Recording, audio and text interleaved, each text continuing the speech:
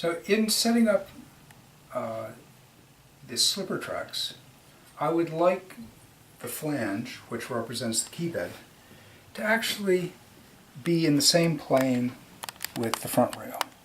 That way my squaring platform is in the right place, and it doesn't matter where I take measurements or render the measurements from my string height gauge as they span across. If they sit on something that is the same there as it is there, they will all be the same reading. So a way to tell is you'd want this to be low enough, but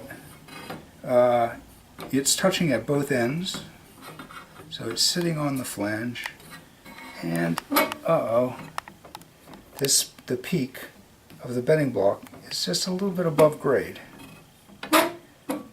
So take a best guess at how much that is, and I'm going to put a shim.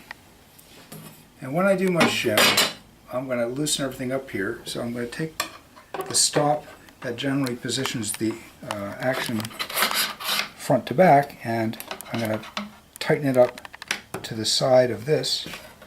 That is already touching there. So now I can loosen this up.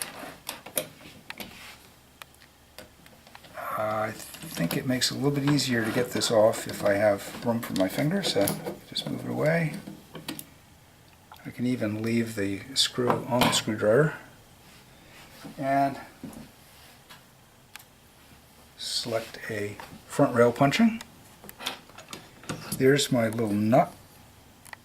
Straighten that out. Put the hole of the front rail punching right over the hole of the nut.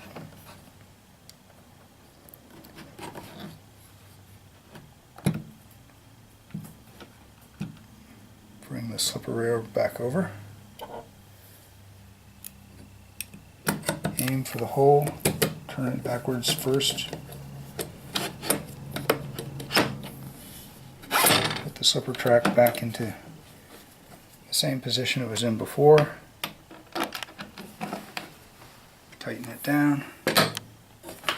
Make sure we have the flat side of the straight edge.